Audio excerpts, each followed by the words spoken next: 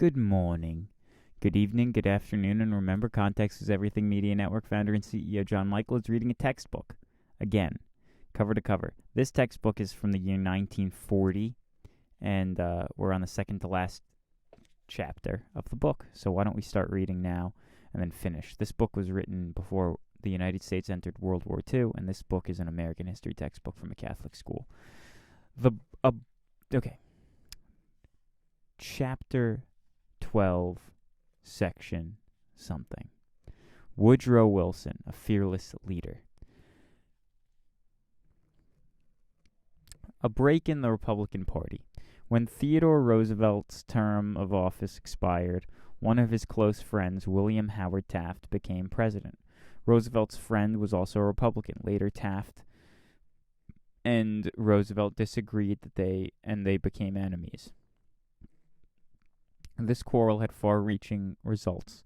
It caused a break in the Republican Party. William Howard Taft became a candidate for president for the second term in 1912.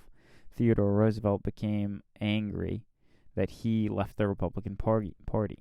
Roosevelt organized a new party called the Progressive Republicans, where three important candidates for the office ran in 1912. There were three important candidates in 1912. William Howard Taft, Republicans, Theodore Roosevelt, Progressive Republicans, and Woodrow Wilson, Democrat. It was a bitter campaign, but Wilson was victorious. There had been no Democratic president since the time of Grover Cleveland. The years of Wilson's term of office were very important ones for our nation. During Wilson's first term, several very good laws were passed. During his second term, the United States took part in the World War. The World War, folks. The World War, because World War II is about to happen when this book is written. That's right. The World War. Wow. Okay. University president. Woodrow Wilson was a gifted young man whose wise parents believed in education. They saw to it that their son went to college. After finishing college, Wilson became a lawyer. He left law and became a college teacher. He taught in various colleges, including Princeton University. Lovely campus. Professor Woodrow Wilson spent much time studying while he was a teacher at Princeton. History and science of government were his special studies. He wrote many books on these subjects. Some of his best works was done during these years. Wilson's talents marked him as a leader. He became president of Princeton University. His management of the university, his forceful speeches, his splendid writing, and his knowledge of government made him known throughout the nation. Governor of New Jersey. Wilson's friends urged him to become a candidate for governor of New Jersey. Wilson succeeded in getting nominated and won the election as a Democrat. Woodrow Wilson was a success as the governor. Many had wondered how the schoolmaster in politics would act. They did not have to wait long to learn. Woodrow Wilson carried on his duties so ably that his reputation reached all parts of the country. When the Democratic Party was looking for a candidate for president in 1912, Wilson was selected. President of the United States. The election that followed was an exciting one. Woodrow Wilson's opponents were President Taft of the Republicans and Theodore Roosevelt, who was a candidate for the new Progressive Republican Party. Wilson won the election. The schoolmaster who had been successful governor now became president of the United States. World War. President Wilson had not been long in office when a terrible war broke out in Europe. This happened in 1914. The war was called World War. Not World War I. The World War, because this book is written before World War II. How many times do I got to say it?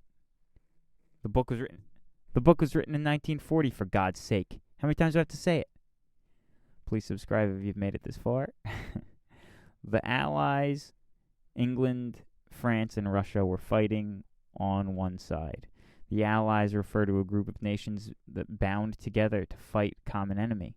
The Central Powers, Germany, Austria, and Turkey, were fighting on the other side. This group was called the Central Powers because their group was because their central location in Europe. This, as the war went on, each side brought its friends among the nations, which within a short time, Germany, Austria, Turkey, and Bulgaria were fighting Russia, France, Belgium, England, Italy, and Japan. The United States was seventh nation to join the Allies in the war against the Central Powers. Japan fought on our side in World War I.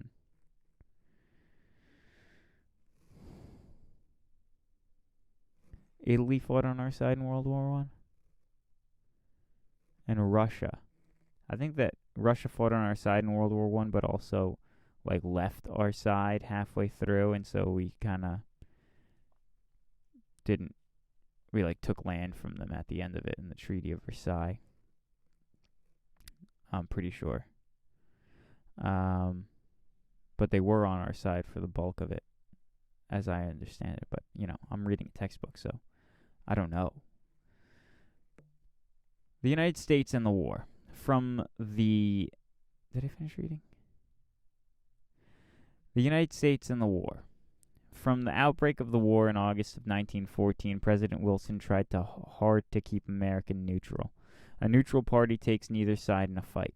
President Wilson issued a proclamation calling upon the countrymen not to take sides in any form whatever. At the beginning, most Americans wanted peace, but as time went on, it was seen that peace was hardly possible for the United States. America in World War. The World War, not World War I, remember, 1940. Germany forces America to war. Germany had the finest army in Europe when the war began. England had the finest navy, so the Allies were able to force all German ships from the sea. Thus, the Allies were able to throw a blockade around Germany. They could keep her from getting food or any other supplies by water routes. Germany built a great number of submarines. These vessels are so built that they can travel under the water. Submarine boats attacked ships of the Allies. They attacked merchant and passenger ships as well as warships. They destroyed the lives of American citizens sailing on passenger ships. President Woodrow Wilson protested again and again. Germany paid little or no attention. Finally, the Central Powers told the United States that we could send only one ship a week to England. This act exhausted the patience of the United States. The United States in the war. The United States on April 6th, 1917, declared war on Germany. The United States was not at all ready for the war. Our enemy, Germany, the United States was not at all ready for the war. Our enemy, Germany, was then the strongest military power in the world. Things were going badly with the Allies. The Germans were gaining ground. The Allies were in desperate need of help. 18 months later, the war was over. America had turned the tide against Germany. Our war activities. The whole nation backed up President Wilson. First of all, ships were needed to transport men and supplies. Immediately, our shipbuilders set to work. New shipbuilding yards were opened. As soon as one ship was launched to keel, the next was laid. Factories to make war supplies, such as guns and ammunition, sprang up all over the country. Before the war was over, 4 million men were wearing the uniform of the United States. They were splendidly led by General John J. Pershing. Pershing's men had to be fed and clothed. Money was raised by various Liberty loans.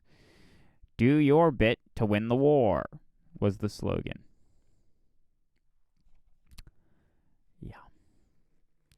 Marshal Foch.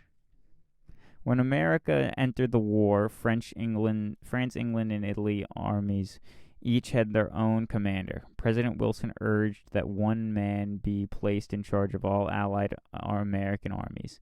This would ensure united action. Finally, when the Germans seemed to be about to win, the Allies acted upon Wilson's suggestion. The man suggested was Marshal Ferdinand Foch of the French army. This great soldier was a splendid Catholic. He declared that he would consecrate his armies to the Sacred Heart. Foch then gave the army of each of his allies a definite task to perform. The American army had its own special work. The Germans and the Americans.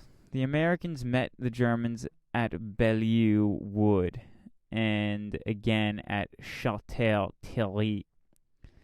Our men fought with great bravery. The Germans, who had been winning, now began to lose. Marshal Foch soon came to know that he could depend upon American soldiers. They were well trained and they were good fighters. The Americans turned the tide from defeat to victory. Marshal Foch started a very determined offensive, which was to be movement forward against German lines. It was to be a vigorous fight. One victory of the Allies followed another. Finally, the Germans realized that they could not win against so strong an enemy, and agreed to sign an armistice on November 11th, 1918. An armistice is an agreement to stop fighting for a time. It is a temporary kind of peace. Marshal Foch imposed several terms which the Germans had to accept. The World War was over. The German Kaiser was forced to give up his throne. He sought refuge in Holland. The American army had turned the tide of this fearful war. The Peace Conference. Well, this is where everything gets really hairy. So let's see how they talk about it right before World War II is about to start, when this book is written. Let's see how they talk about the document that caused World War II. The Peace Conference. A peace treaty was signed at Versailles near Paris. America had not gone into the war to win territory or anything else. Our aim was to defend our rights. President Wilson went to Europe for the peace conference. He hoped that something might be done to guard against future wars and to ensure universal peace. Failure. To guard against... this ideal of universal peace means peace among nations for all times. Didn't work. He proposed to set up the League of Nations for to hold nations to be an ideal of peace. Wilson thought that a League of Nations would bind nations together. War could never again cause so much sorrow and suffering if the nations were bound to one another in a friendly league. President Wilson believed that many difficulties between nations could be solved through a League of Nations. The League was formed in the United States, the League was formed, but the United States did not become a member of it. This was a bitter disappointment to Woodrow Wilson. Above is a picture of the Palace of the League of Nations. I never heard of the Palace of the League of Nations before in my life, but that's a picture of it.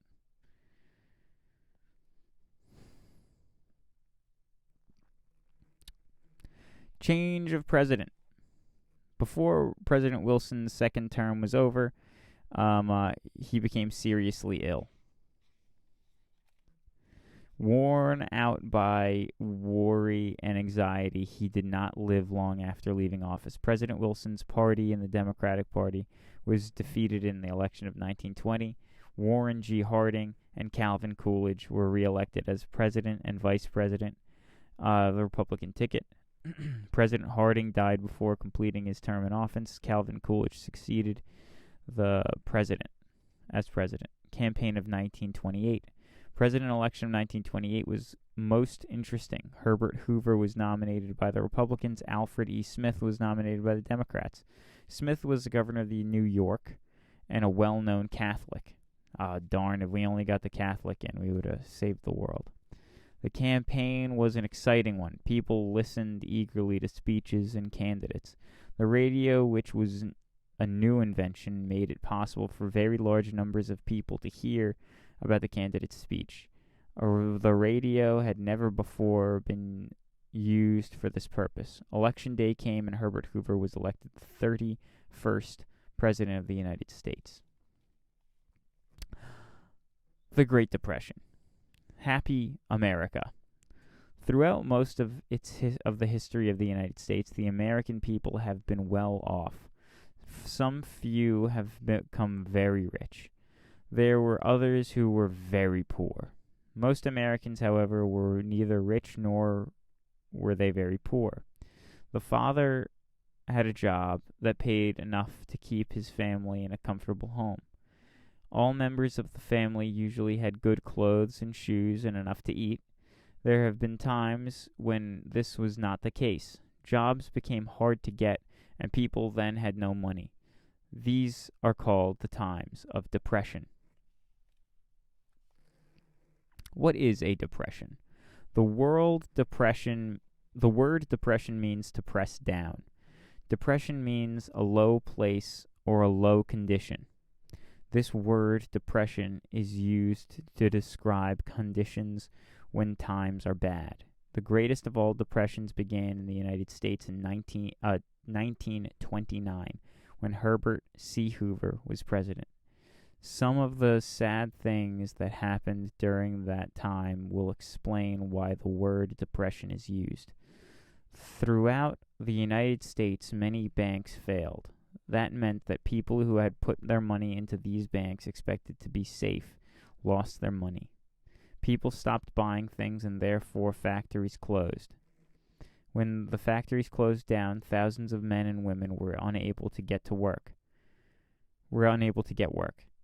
People could not pay their rent and they could not even buy food. Almost everybody was discouraged. A change in president. Conditions in the United States were very bad in 1932. There were bread lines in certain cities.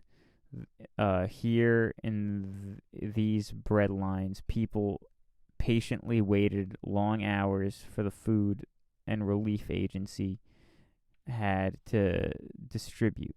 Farmers were losing their farms because they could not pay their debts. What could be done? The Republicans said, "The worst is over. Elect President Hoover for a second term. He is an engineer and therefore knows how to plan.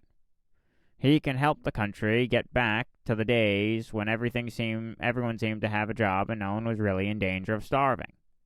The Democrats said that the country needed change. They nominated Franklin Delano Roosevelt, Delano of New York, as their candidate. Franklin D. Roosevelt promised the people of the United States a New Deal. He meant that when he was elected, the government would help the people to enjoy better times. The voters believed Franklin D. Roosevelt, and he was elected president in 1932 and re-elected in 1936. All right, that's it. God bless. Bye-bye. See you tomorrow for the last chapter of this book.